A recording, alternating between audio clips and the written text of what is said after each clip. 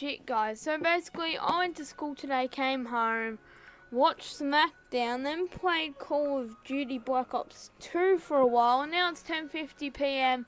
and I forgot to record the SmackDown live review.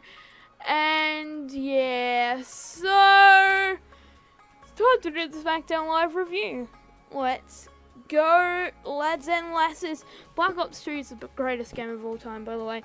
Anyway, we opened the show straight away with Bray Wyatt versus Kane, which ended pretty weirdly. Well, not really weirdly. It was just Orton showed up on the screen upside down after Bray did his normal crab thing upside down. Bray's like Randy Orton's like and then the match ends by count out. Apparently Kane wins. Okay. And then they go and do some more mind games, whatever.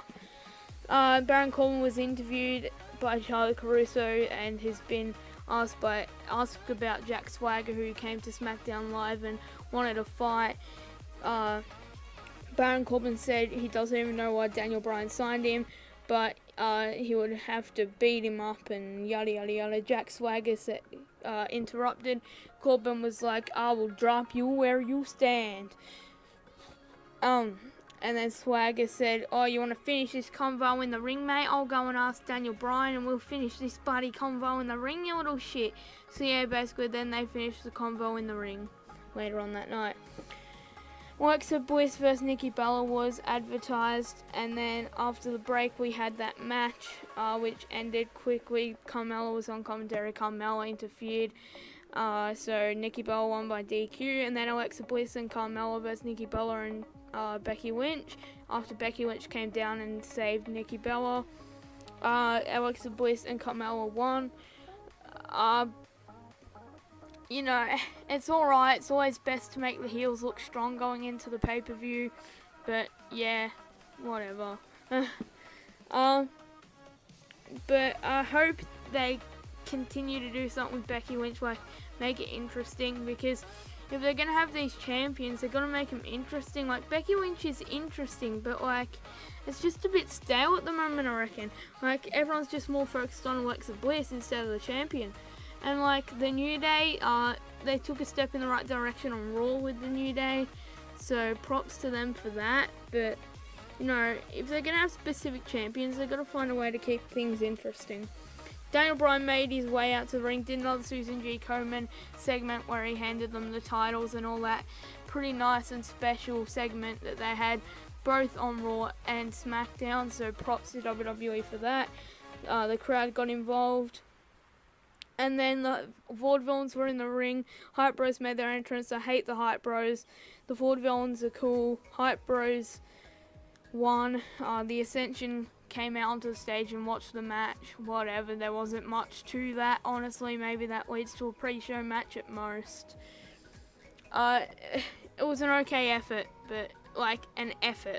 but it just doesn't work. I just don't like the Hype Bros. I don't like Zack Ryder. I don't like Mojo Rawley.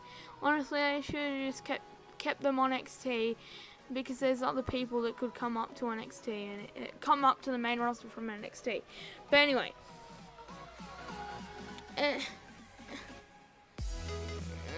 not much to say. Then we had Miss TV, where Dolph Ziggler came out. Miss said, "This isn't about me, this is about Dolph Ziggler and Dolph Ziggler's career. A Dolphumentary." And then the Dolphumentary I found really funny about the Spirit Squad and him saying, "I am perfection! Hi, I'm Dolph Ziggler. Hi, I'm Dolph Ziggler. Hello there. I've got bleached hair and I'm Dolph Ziggler." So yeah, that was funny. Kenny and Mikey, the Spirit Squad came out because afterwards, what's his face, Dolph Ziggler was mad, and then the Miz was like, "I've got something that can raise your spirits." Kenny and Mikey came out, Spirit Squad, and did their whole Spirit Squad shtick, which was funny as. Great to see Kenny Dykstra as well. I thought that guy had some okay potential, but WWE didn't. But yeah, it was good to see that, and Kenny Dykstra having another appearance for the company. I enjoyed the Spirit Squad segment. Uh, Dolph Ziggler delivered another passionate promo about how he loves the business and how little 5-year-old kids and how, basically the same shit we get every week. I mean, it was okay for the first 2 weeks, but whatever. Basically, Kenny and Mikey attacked Dolph after being all friendly to him. Then Dolph got the upper hand, super kicked them. I'm like, oh yeah, now they're gonna super kick them. Oh yeah, and then the Miz is gonna come in, and then, yeah. So basically, I'm excited for the match at No Mercy. Honestly, the career versus title match got massive stakes. Bray Wyatt was shown backstage, and he was like, oh, blah, blah, blah, blah, blah. He got locked in his little container with a rocking chair, and he looked impatient. He was like, oh, Sister Abigail.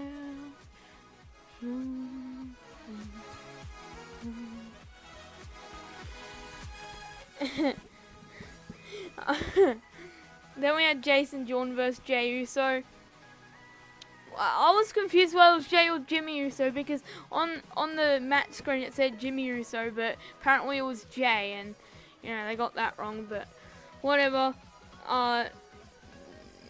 Jason Jordan won very quickly with a wheelbarrowing him, and got a clean victory really quickly. Then Jimmy Uso attacked Chad Gable, and then they looked like they were going to go after Jason Jordan's knee, and it looked like he was going to die. Not really, but looked like they were going to do the thing what they did to Chad Gable.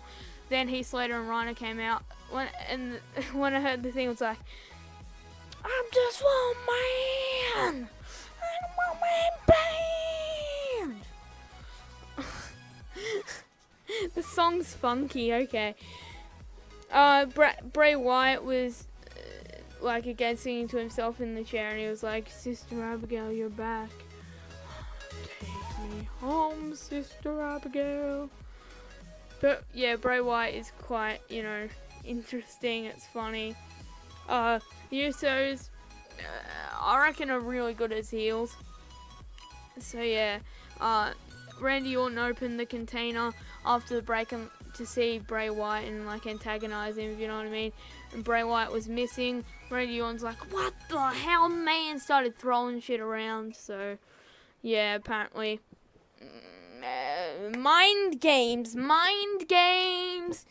Then we had something from last week on Talking Smack with John Cena, which was okay, sure. About Dean Ambrose, they've got a little shtick on right now, so yeah, that'll be interesting.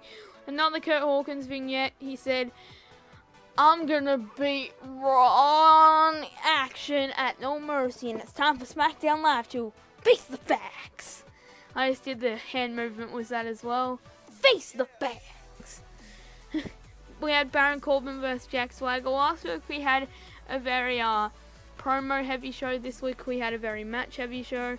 Jack Swagger won. It was a pretty good match, but maybe they'll have a match at No Mercy or something, obviously, since they've been building it up. So yeah, it's probably going to be added to the No Mercy card, and Baron Corbin will pick up the victory. But it's interesting seeing the first trade. I'd like to see a lot more trades, because Cesaro, so many people would have been traded by now. The Miz would have been traded, Rusev maybe, if they were going down the actual route, but they're not. So AJ Styles, they throughout the night hyped that AJ Styles, John Cena, and Dean Ambrose would be having an in-ring conversation one-on-one. So basically AJ Styles came out, started talking about, at Backlash I did this, at SummerSlam I beat John Cena, I beat Dean Ambrose, at No Mercy I'm going to beat them both. Cena came out, Ambrose came down and Cena came down, and then they all started attacking Cena with words, saying how shit Cena is, and how Cena should die in a hole, and how Cena's old and moldy and crusty, and how Cena should die. Cena basically said talk is cheap after very, very long promos. Well, not very, very long, but pretty long promos just targeting someone from Styles and Ambrose. And then, you know, John said talk is cheap, AA to Ambrose, AA to Styles, I believe it was. I can't even remember by now. And then, yeah, he got rid of AJ Styles, he attacked him, and then AA'd Ambrose. Cena did his little thing with the belt. Then AJ hit the phenomenal forearm. He grabbed his belt and then posed and then tried to weave Ambrose from behind with the dirty deeds and held up the belt to end the show. So yeah, pretty interesting. I enjoyed it. Really good segment from fiery promos that wasn't Dolph Ziggler. So yeah, I really enjoyed SmackDown yet again. Let me know if you enjoyed it. If you did enjoy this video as well, please smack the like button and subscribe. And yeah, I've been Kane, you've been the viewer. Until next time, peace. I'm just one man.